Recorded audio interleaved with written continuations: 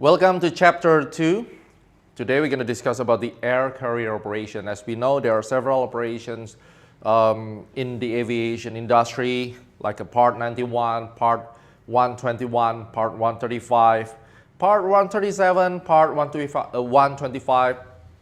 So this kind of flight operation is regulated by specific regulation.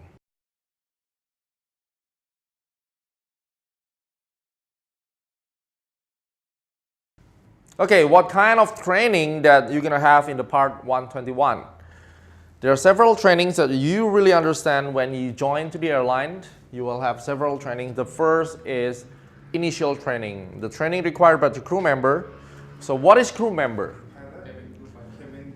Yeah, any required crew member, it means any person that required to be there to conduct the operations, to make that flight operation legally happen, right?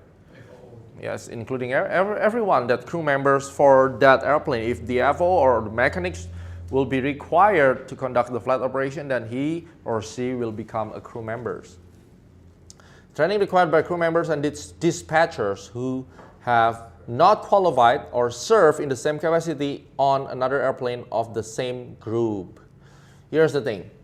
Training required by the crew member and dispatchers. Okay, the flight operation officer is dispatchers who have not qualified or served in the same capacity on another airplane of the same group. Here's the case. You become a first officer, okay? You're flying A380 for a private company. Okay, understand? A private company. Like the owner owns this. Let's say you fly for Coca-Cola.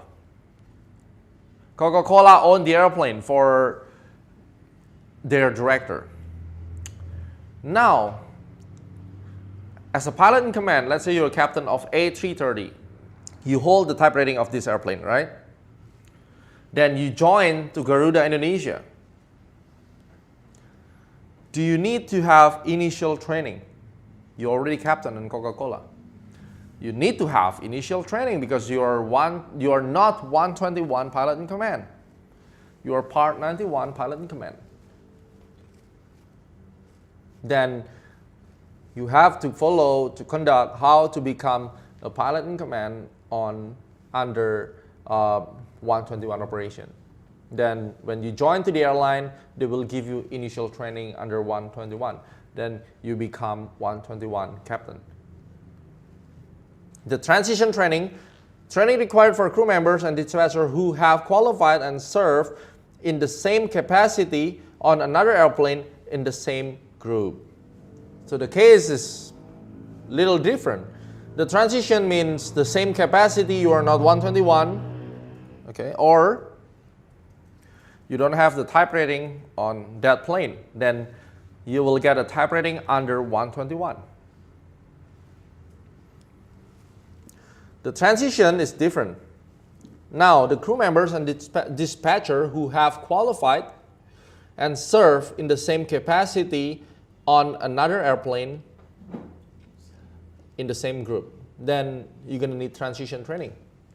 The upgrade training required for crew members who have qualified and serve as second in command or flight engineer on a particular airplane type before they serve as pilot in command or second in command, respectively on that airplane. So you are second in command, you want to become a captain, we call that the upgrading training. The difference is training required for crew members and dispatcher who have qualified and served on a particular type an airplane when the FAA determines that additional training is necessary before a crew member serve in the same capacity on a particular variation on that airplane. Let's say you are a 737-300 pilot and you want to fly 737-900ER, then you don't have to go for the full type rating, but you are doing differences training. Normally it's like 4 or 5 seasons. Normally it's 4 or 5 sessions of the simulator. Okay? How about from going to MS? Full type rating. Because it's different type. This is same type but different variation. So there are 4 types of the training. Okay, now the study case is you are flying A330 and then you're gonna fly 787 Dreamliner, like you asked.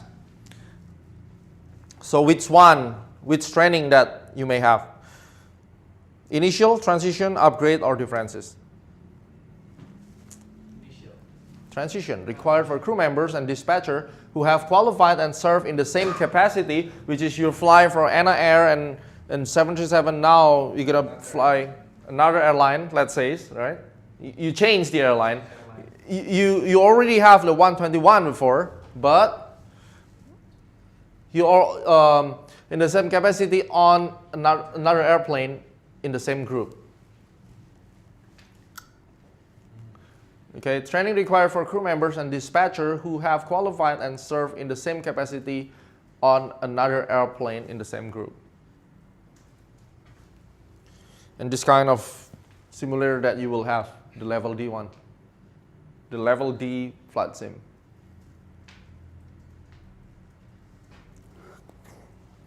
Okay, so let's talk about the training programs. The types training that required by 121 carriers, there's a requalification training. Okay. The other training programs that required for 121 carriers, there's a requalification trainings. Training required for crew member previously trained and qualified. So there are 4 trainings, and the other one is the requalification training. What is that?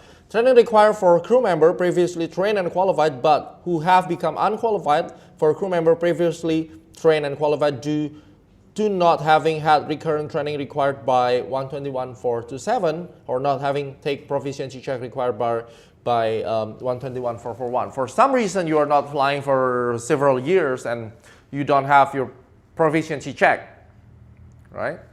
So you need to take requalification training. That's why the regulation is under 121.427.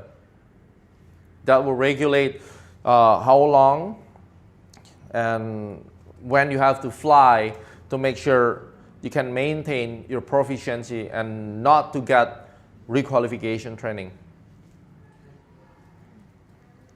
Other type of training, you have flight attendant training, hazmat training. That's for hazardous or magnetic materials.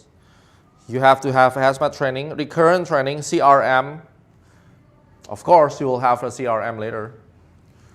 And Part 121 training can only be done by 1 or 2 entities. The first is company must either be certificate holder or Part 142. So it must be certificate holder. It means the airline can conduct the training for you, or 142 training center. And the FAA requires the training program be well structured and approved. So every training program syllabus lesson plan must be approved by the regulator, including Indonesia.